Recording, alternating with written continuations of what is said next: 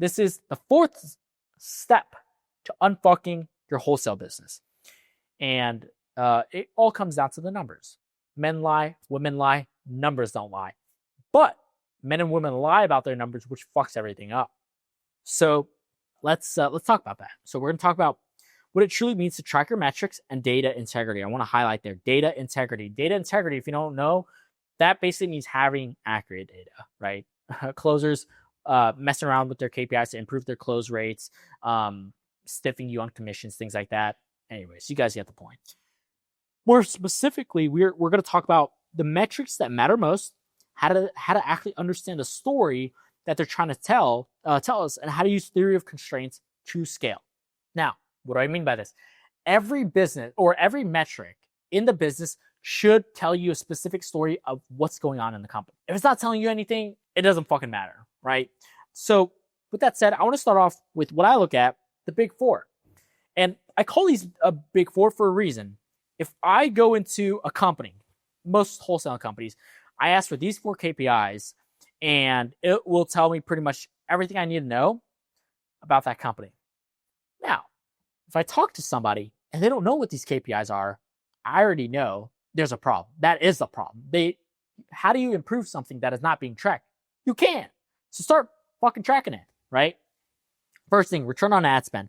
Return on marketing spend is another way to put it, because not everybody's running ads. So the easiest way to calculate it is revenue generated. So it's revenue generated divided by amount spent on marketing. That's your ROAS. For example, if you made $100,000, you divide that by, let's say you spent $10,000 in ad spend, right? So rev, that is a 10x ROAS, which is very, very healthy, because KPI for wholesaling businesses minimum should be a 3x. Like for us at our company, Bolt Deals, for our clients, the minimum KPI that we track for to determine client success rate is the clients must have a minimum of a 3x return on ad spend, right? And if you're curious, last month, which was January, we were at an 86%, 87% or something client success rate. So 87%, 86% of our clients achieved a 3x or higher return on ad spend with our marketing, right? Again, basically just tells us how profitable our marketing is. And the KPI that we really want to aim for is 5x. We want a 5x ROAS and plus, because that helps with profitability and helps us scale with our marketing, right? We can reinvest that money and then scale it. Next is average assignment fee. How much profit are we making per deal? We aim for $20,000 minimum average assignment fees. And we could talk about like how increasing your average assignment fee is going to increase your profit. And I'll go through that real quick. The average assignment fee in the United States, from what I've seen, is like $8,500 to $10,000. But what I'll tell you is, let's use this example. If you're doing, let's go down here. If you're doing 10 deals, 10 deals at 10K a pop, and let's just say you do $200,000 by the end in annual. These are easy numbers. These are just easy generic numbers, right? If we double your average assignment fee, so this goes to 20,000, right? So this is the only number. This is the only number that changes, and you're still doing the same 10 deals. Everything else in your business doubles. I mean, this is probably not the best. I probably should have taken time and came up with a better example. But the point is, if you close the same number of deals and you double your average assignment fee per deal, you double the amount of revenue that you're going to make, right? I don't know what the hell this is, right? But hopefully that makes sense, right? Run the numbers for yourself. That's what we do. This is how we leverage theory of constraints. Next thing is cash conversion cycle. So this is basically calculated by the timeline it takes from the lead submitting into our CRM to actually closing. What is the average, right? On the deals closed. For us, we aim for less than 90 days. With outbound, for example, it's 180 days or 6 months, right? So in the span of a year, if nothing else changes besides for marketing, you double the amount of deals that you close in a single year. That's the impact. That's the power of proper marketing that is that solves many constraints, because it solves your average assignment fee, because these are more motivated. It cuts down your cash conversion cycle, so you're closing more deals in less amount of time, and it's more scalable, right? So that's that. True, what the hell does that say? True scale comes from less than 45 days. So we have a client here, Carson and Grant. They're closing their cash conversion cycle is 30 days. So we're fucking pumping cash like that, right? They're making a boatload of money right now as a 21-year-old too. So finally, net free cash flow. For us, we aim it to be 40% of total revenue. And you may be wondering, what is net free cash flow? And the way I define it to our clients is how much cash can we actually take outside of the business and go blow it on stupid shit, cars, houses, boats, whatever, right? And most people talk about cash flow because I believe cash flow is more important than anything, because with wholesaling, there's a delay. There's 90-day delays to actually get the check. So there's a quote that I actually want to add as well. Revenue is vanity, profit is sanity, cash flow is reality, right? So revenue, these are vanity metrics, right? I'll tell you this because I know people that were doing $2 million a year in revenue or $200,000 a month in revenue, and they were only profiting like 30, 40,000, which is pretty shit, right? It's a little over 10%, 15% maybe, right? And profit. Profit sounds cool, but you also have to reinvest into your company. So, I mean, profit will make you feel good. For me, I look at free cash flow. Now, you may be wondering, how did I come up with that? Free cash flow is what billionaire entrepreneurs look at when they buy businesses. They don't look at, I'm sure they look at revenue, but the biggest metric they look at is free cash flow. Bill Ackman, I can't remember, he owns a hedge fund, one of the biggest hedge funds in the United States. It's either hedge fund or private equity, I can't remember. They focus on cash flow, free cash flow. Look into it if you don't know. And if your accountant won't tell you what that is, fire them and find another accountant or a bookkeeper, right? Now, let's talk about KPIs per department breakdowns. So these are just a few KPIs that I track. These are the high-level glance at them ones. So CTR, so out of 100 people that see your ad, how many actually click? CPM, cost to reach 1,000 people. Cost per MQL, not cost per lead, but cost per qualified lead. This is how we really scale. Because you can get a $10 cost per lead, but if your cost per MQL is $300, you got bigger issues, right? Lead opt-in rate / conversion rate on our landing page. How quality is our landing page when it comes to conversion? For PPC, most people start at 5%. We try to aim for 15 to 20%, right? So meaning we can run to the same traffic and we get 6 times the amount of leads. That's the power. I hope that makes sense. That's the power of having a high quality landing page that actually converts and focusing on the constraints, right? A lead booking rate. How many leads convert into an appointment, right? So you get 10 leads and 5 of them become appointments. That's a booking rate of 50%. Yep, 50%. And finally, I want to talk about our lead UTM sheet. What is our lead UTM sheet? This is a sheet that we give to all of our clients that we can track other campaign. This is obviously a sample, but we can track stages of leads. So how many leads, how many contracts, how many of them are lost, right? By status, same thing, where they're at, right? This is all-time data. This is the high-level KPIs that we look at directly, and then lead count breakdown, and it goes up flow charts like that, and then lead status, etc. It goes up, down, up, down. You guys get the point. It's a spreadsheet. And then on the second page of the sheet, I was going to show, but I can't draw on it, which is why I didn't want to do it. We put the name of the client here, and we track what where the stages are, and how many touch points. So the way it works is they put the date, the campaign. So the beautiful thing about how this works is whenever a client gets a deal under contract, we can go back into the campaign and see exactly where that lead came from. So which campaign is performing versus which is not performing. And this is how we scale. This is by far one of the strongest marketing tools that we've used and we built out for our clients that has 3, 5, 8, 10x the results of their marketing by having proper data of what's working, what's not of every single lead. So this is really, really powerful.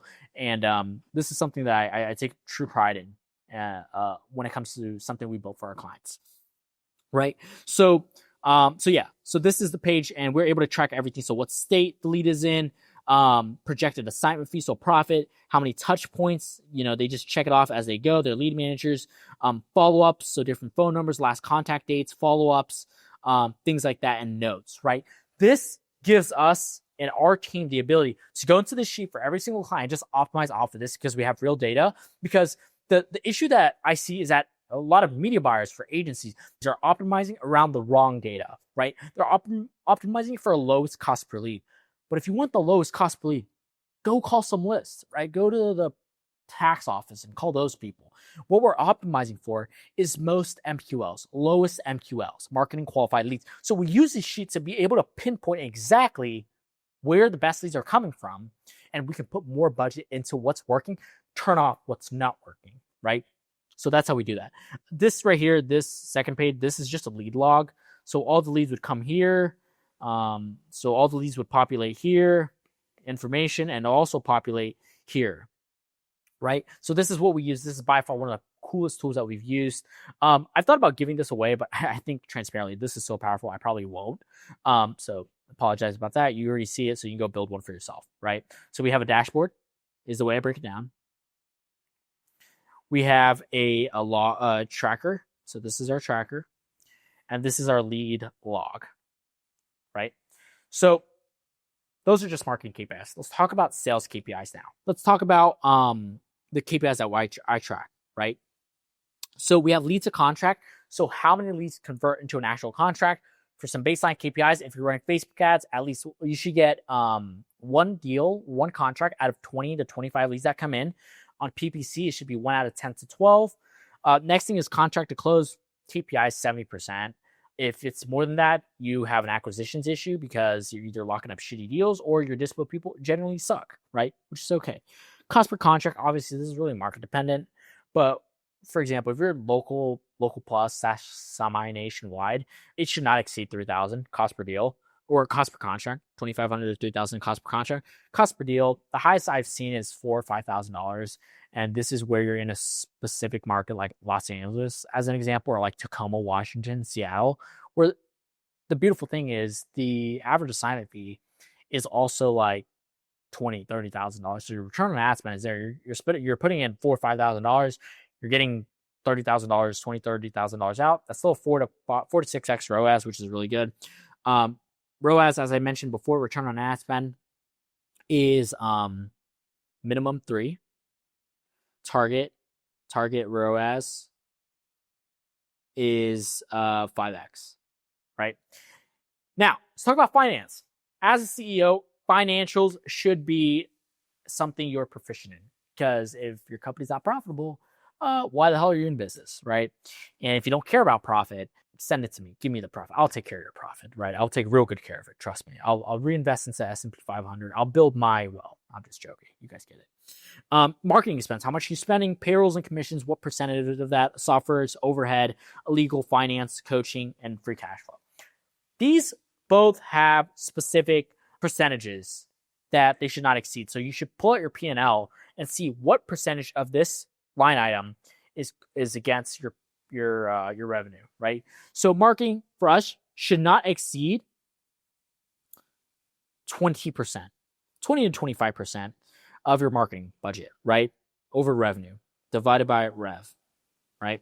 Payroll, I mean, this I'd say is around 30%. X less than or equal to 30% is typically what I see between acquisition managers and dispo, and then payroll, etc. Softwares, this should not exceed like 5%, I think. 5%. Legal and finance, these two should also not exceed 5%. So that's 50. So, yep. So all of this equals about 60%, I believe. So that's 50, 60. Yep. 60% minus 40% plus 40% free cash flow. This is your profit. This is how we look at finances. And I'll say something, and this is something that I believe. I believe that I can look, and I've done this obviously multiple times.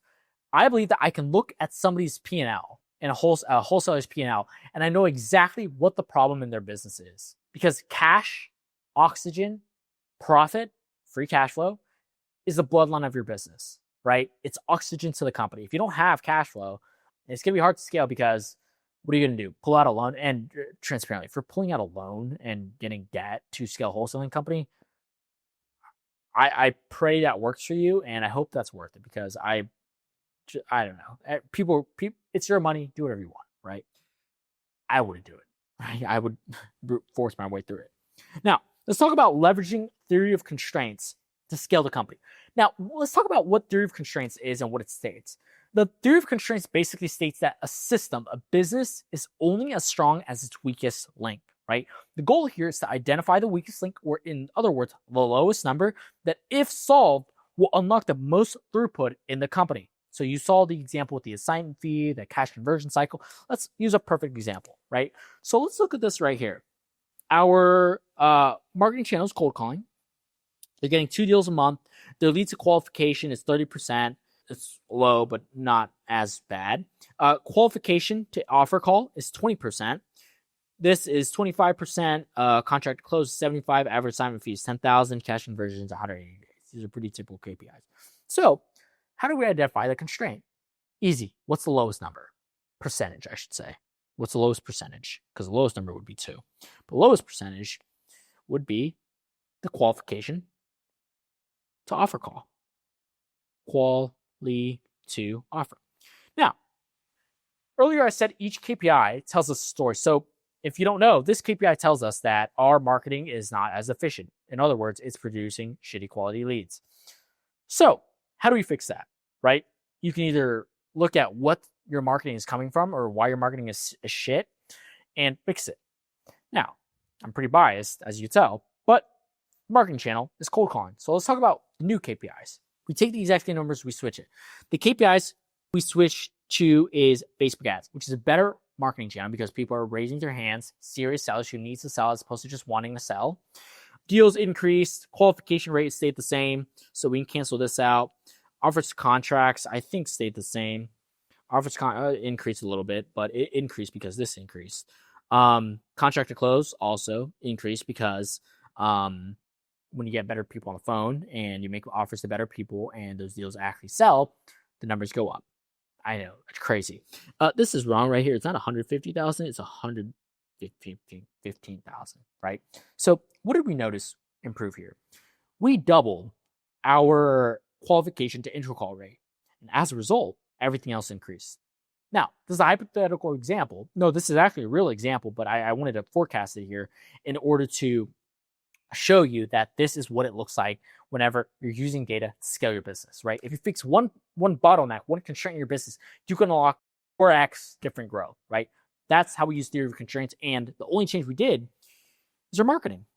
This is what we did. We fixed our marketing, and as a result, everything else increased. This is exactly why clients do inbound marketing. This is why our clients do inbound marketing. That way they could scale their business faster, easier, better. Cash conversion rate went down. That's also a lagging indicator. But anyways, next thing I want to talk about, and the final thing I want to talk about, and before I dive in, actually, if you stick to the end, I will actually give you the sheet as a thank you for sticking to the end. So just reach out to me on Instagram or something, or comment below, and I will probably send it to you, right? So this is my thank you to you for sticking till the end. So with that said, let's talk about running forecasts and projections. So why the hell do we run forecasts and projections? It's simple. So we know how much money we're going to make in the upcoming months. So here's how this works. This is a forecast sheet that we use for all of our clients to be able to project where their business is going to be at in the next 6, 12 month and beyond, right? So on the left right here, we would plug in their KPIs, right? So for example, they're spending like $3,000 per month on the management fee, $5,000 a month on ads. So that's $8,000 per month in marketing. And then I forgot to put it in because obviously it's not here. Average assignment fee is $18,000. This is their marketing KPI. So $100 cost per lead, $30 lead to appointment to deals is 10. Contract to close is 80%.